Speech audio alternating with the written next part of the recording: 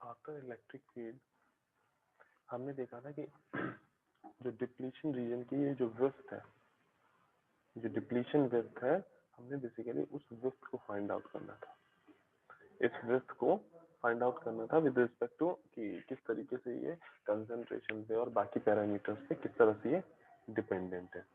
तो उसके लिए हमने क्या इनिशियली क्या लिया, जो इलेक्ट्रिक फील्ड और वोल्टेज में रिलेशन हम पढ़ते आ रहे हैं, इलेक्ट्रिक फील्ड और वोल्टेज में जो हम रिलेशन पढ़ते आ रहे हैं, Ex is equal to minus dV/dx, ये हमने काफी पहले से पढ़ा। जब भी हम इलेक्ट्रोस्टैटिक पढ़ते थे तब भी हम इसको जानते थे कि इलेक्ट्रिक फील्ड और वोल्टेज के बीच में जो रिलेशन है वो क्या है, Ex is equal to dV/dx, जब हम x के रिस्पेक्ट में अगर बात कर रहे हैं। ठीक, यहाँ से हम क्लियरली ये देख सकते हैं कि अगर हमें Vx फाइंड आउट करना है, मीनिंग अगर हमें इस डिप्लीशन रीजन में जो इलेक्ट्रिक फील्ड E जनरेट हुई है, उस इलेक्ट्रिक फील्ड E की वजह से कितना पोटेंशियल डिफरेंस या कितना पोटेंशियल एनर्जी में डिफरेंस क्रिएट हुआ है, उसको अगर हमें फाइंड करना हो तो Vx इज इक्वल टू क्या आ जाएगा, आप इस Ex को, जो इलेक्ट्रिक फील्ड Ex है, इसको with respect to dx, with respect to dx यानी विद रिस्पेक्ट टू x आप इंटीग्रेट कर दो। और ये इंटीग्रेशन कहां से कहां तक होगा, तो हमें पूरे डिप्लीशन रीजन को लेना है, हमें पूरे इस डिप्लीशन रीजन को लेना है, पूरे डिप्लीशन रीजन को लेना है, मीनिंग माइनस एक्सपी नॉट से एक्सएन नॉट। ठीक है, यहाँ पे हम एक्सपी को एक्सएन नॉट लिख रहे हैं। ठीक है, यहाँ पे क्या लिखा है, माइनस एक्सपी नॉट से एक्सएन नॉट, इसको हमने इंटीग्रेट कर दिया इलेक्ट्रिक फील्ड को। इलेक्ट्रिक फील्ड को माइनस एक्सपी नॉट से एक्सएन नॉट हमने इंटीग्रेट किया तो हमें वोल्टेज मिला है।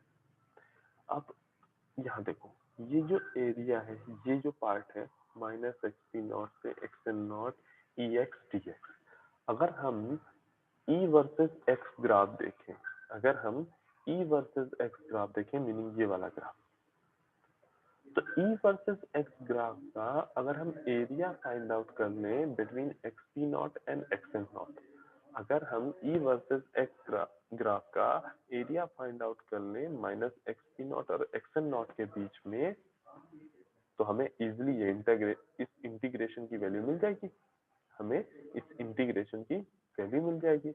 अच्छा, अब माइनस एक्सपी नॉट से एक्सएन नॉट के बीच में जो E वर्सेस X ग्राफ बना है, वो एक ट्रायंगल बना हुआ है, वो एक ट्रायंगल बना हुआ है,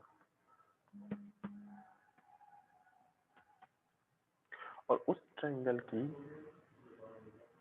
ये विड्थ अगर हम देखें, ठीक, बेस की जो वैल्यू है वो कितनी है, xn not plus XP not, base की वैल्यू क्या है, xn not plus XP not, और जो हाइट है वो कितनी है, 0 से E नॉट, तो हाइट कितनी है, E नॉट, और ये x p naught plus x n naught is equal to होता है W, यानी टोटल डिप्लीशन विड्थ।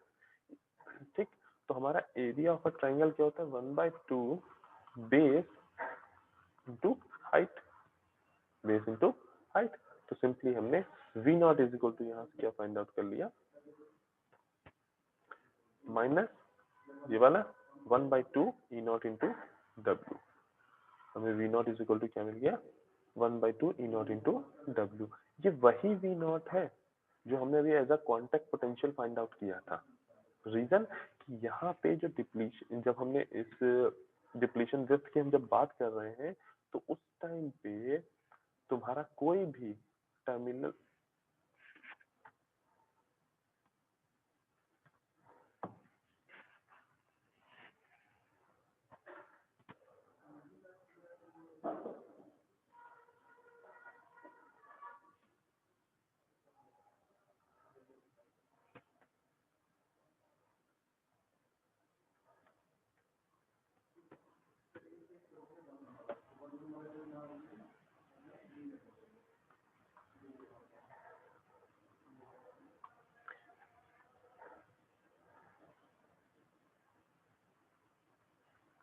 जब हम बात कर रहे हैं, जब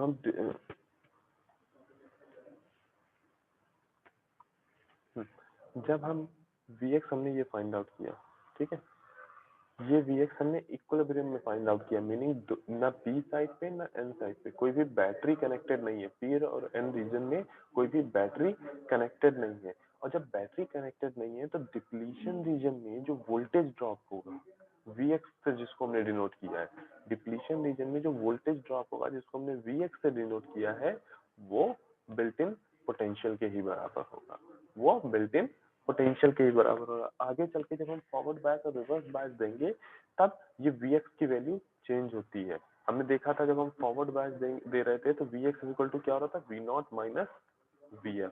और जब हम रिवर्स बायस दे रहे थे, ये क्या था, फॉरवर्ड बायस था, ठीक। और जब हम रिवर्स बायस दे रहे थे तो Vx की वैल्यू क्या हो रही थी, V not plus Vr, reverse bias. ये दोनों ही चीजें हमने आगे चल के पढ़ी थी जब हमने फॉरवर्ड बायस और रिवर्स बायस देख लिया था, ठीक। तो अभी के लिए हमें ये V नॉट जो है बिल्ट इन पोटेंशियल के बराबर हो गया था ना। अब यहाँ पे हमने क्या किया, इलेक्ट्रिक फील्ड ई नॉट की जो हमने वैल्यू फाइंड आउट की थी, इलेक्ट्रिक फील्ड ई नॉट की जो वैल्यू फाइंड आउट की थी, हमने ये वैल्यू पुट कर दी इस वी नॉट में। यहाँ से हमें एक रिलेशन मिल गया वी नॉट और डब्ल्यू के बीच में, वी नॉट डब्ल्यू के बीच में एक रिलेशन मिल गया, ठीक। देन हम यहाँ पे जो एक्स एन नॉट है, ये जो एक्स एन नॉट है, ठीक, यानी depletion width at n side, इसकी वैल्यू इन टर्म्स ऑफ डब्ल्यू अगर हम पुट करते हैं तो ये रिलेशन जो ये इक्वेशन 1 लिखी है, ये रिलेशन प्योरली वी नॉट और डब्ल्यू के बीच में हो जाएगा, मतलब डिप्लीशन विथ और बिल्ट इन पोटेंशियल के बीच में ये रिलेशन हो जाएगा। तो उसके लिए हमने कुछ एक ये कॉन्सेप्ट यूज किया था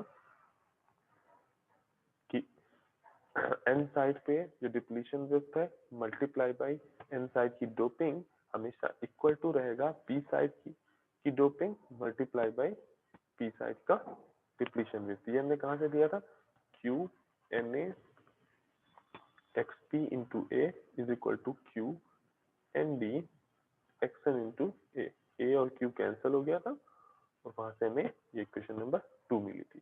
एंड थर्ड इक्वेशन में क्या, W is equal to x p naught plus x n naught, ये हमें पता ही है।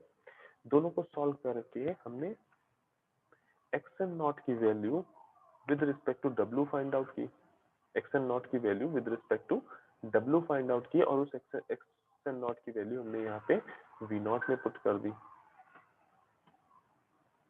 इस एक्स एन नॉट की वैल्यू हमने वी नॉट में पुट कर दी और यहाँ से हमें डब्ल्यू स्क्वायर इज इक्वल टू कुछ ये वैल्यू मिली थी, ठीक। इसी को फर्दर हमने रीअरेंज किया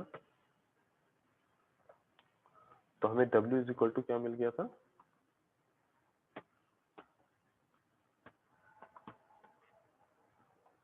to epsilon q n a plus n d upon n a n d into v naught, correct. Okay, सभी लोग अपनी अटेंडेंस मार्क कर देंगे चैट बॉक्स में।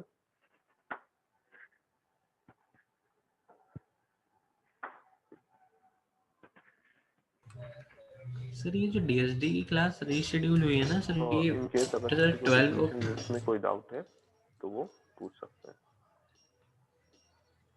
सर ये 12 o'clock को रीशेड्यूल हुई है या 11 को? हेलो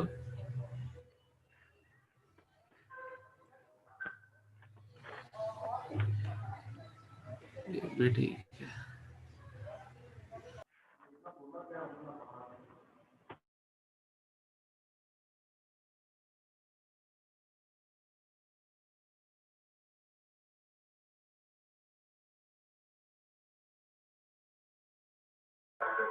जो आपका टेस्ट सरप्राइज टेस्ट होने वाला था आज, वो 12:45 पे होगा,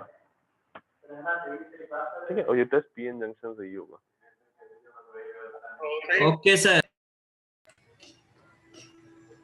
हेलो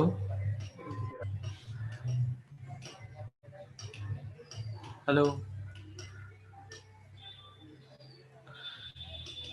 ये भी ठीक है।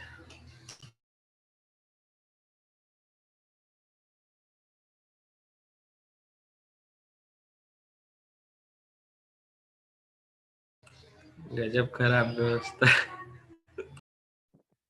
गजब बेइज्जती है।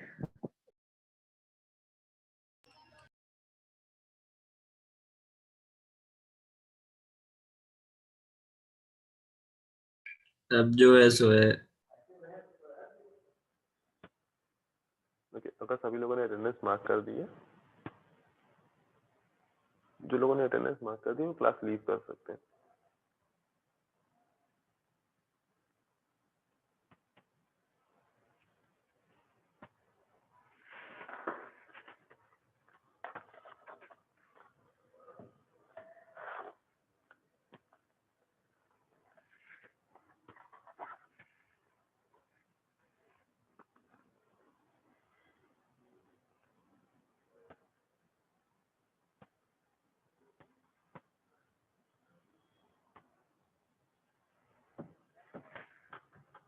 Thank you class.